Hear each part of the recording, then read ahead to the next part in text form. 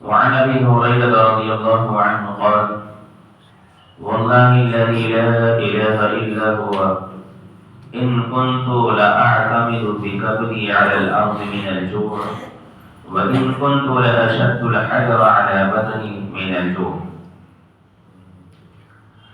حضرت ابو ہریرہ رضی اللہ تعالیٰ عنہ کہتے ہیں کہ اس اللہ کی قسم ہے جس کے سوا کوئی معبود نہیں، میں اپنا پیٹ بھوک کی شدت سے زمین پر ٹیک دیتا تھا، اور اسی طرح بعض دفعہ ایسا ہوا کہ بھوک کی شدت سے میں اپنے پیٹ کے اوپر پتھر رکھ دیا کرتا تھا تاکہ بھوک کی شدت کچھ کم ہو جائے۔ کہتے ہیں ایک روز میں اس راستے پر بیٹھ گیا جہاں سے عام لوگوں کا گزر ہوتا تھا۔ میرے پاس سے نبی صلی اللہ علیہ وسلم گزرے تو آپ نے مجھے دیکھا، آپ مسکرائے اور میرے چہرے اور دل کی کیفیت کو آپ نے پہچان لیا۔ آپ نے ارشاد فرمایا کہ ابو ہریرہ، میں نے کہا اللہ کے رسول فرمائیے کیا بات ہے؟ آپ نے کہا میرے ساتھ آؤ۔ اب میں آپ کے ساتھ چل پڑا، آپ اپنے گھر میں تشریف لے گئے، میں نے اجازت طلب کی تو مجھے بھی اجازت ملی اور میں بھی اندر چلا گیا۔ وہاں آپ نے دودھ کا ایک پیالہ دیکھا، پوچھا یہ دودھ کہاں سے آیا؟ تو گھر والوں نے بتایا کہ فلاں آدمی یا فلاں عورت نے آپ کو تحفے میں ہدیے میں بھیجا ہے۔ آپ صلی اللہ علیہ وسلم نے فرمایا کہ ابو ہریرہ، میں نے کہا فرمائیے اللہ کے رسول۔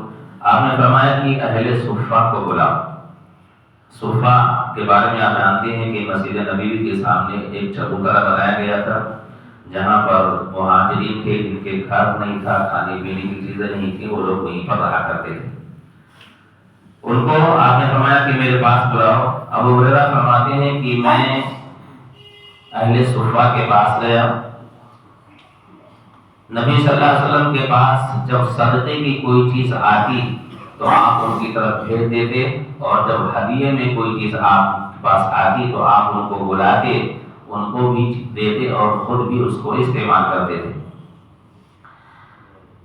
جب آپ صلی اللہ علیہ وسلم نے مجھ سے کہا کہ اہل صفہ کو بلاؤ تو آپ کی یہ بات مجھے پسند نہیں آئی کہ ایک دودھ کا پیالہ ہے اور اہل صفہ اس وقت تقریباً 70 کی تعداد میں تھے، 70 صحابہ کرام وہاں پر تھے۔ تو میں نے سوچا کہ دودھ کا ایک پیالہ اور مجھے اتنی شدت سے بھوک لگی ہے اور اس پر آپ نے کہا کہ اہل صفہ کو بلاؤ تو مجھے یہ بات پسند نہیں آئی، لیکن چونکہ نبی صلی اللہ علیہ وسلم کی بات تھی، آپ کی بات ماننا ہمارے لیے ضروری تھا، لہذا میں گیا اور جو ہے اہل صفہ کو بلا کر لے آیا۔ میں اس بات کا زیادہ حقدار تھا کہ میں یہ دودھ پی لوں جس سے میرے بدن میں طاقت آ جائے۔ چنانچہ دودھ کا پیالہ مجھے دیا اور تمام کے تمام اصحاب صفہ وہاں پر آئے۔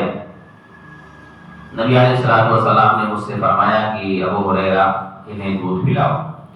میں دودھ کا پیالہ لے کر ایک صحابی کے پاس گیا اور ان کے منہ سے میں نے لگا دیا۔ ابو ہریرہ فرماتے ہیں کہ میں نے جب دودھ کا پیالہ ان کے منہ سے لگایا تو انہوں نے خوب سیر ہو کر کے پیا، اور اس طریقے سے کہ جب پیتے تھے تو ٹک ٹک کی آواز آتی تھی، یعنی پورا پیٹ ان کا بھر گیا۔ ایسے ہی میں نے تمام صحابہ جو تقریباً 70 آدمیوں پر مشتمل تھے، تمام صحابہ کرام کو میں نے دودھ کا پیالہ پلا دیا۔ آپ صلی اللہ علیہ وسلم نے پھر میں آپ صلی اللہ علیہ وسلم کے پاس آیا تو آپ صلی اللہ علیہ وسلم نے فرمایا کہ ابو ہریرہ اب میں بچا ہوں اور تم بچے ہو، ایسا کرو تم پیو۔ میں نے دودھ کا پیالہ لیا جو ہے اپنے منہ سے لگایا اور پیا، پھر میں نے واپس کیا نبی صلی اللہ علیہ وسلم کو، تو آپ نے فرمایا اور پیو اور پیو اور پیو۔ میں نے اتنا پیا کہ میں نے کہا اللہ کی قسم اب پیٹ میں جگہ کی گنجائش نہیں ہے۔ پھر آپ صلی اللہ علیہ وسلم نے دودھ کا پیالہ لیا اور خود بھی پیا، اللہ رب العالمین کی تعریف کی اور اس کا نام لیا۔ اس حدیث کو امام بخاری رحمۃ اللہ علیہ نے کتاب الطیبات کے اندر نقل فرمایا۔ حدیث کا مفہوم یہ ہے کہ صحابہ کرام کی جو زندگی تھی بڑی ہی مشکل کی زندگی تھی۔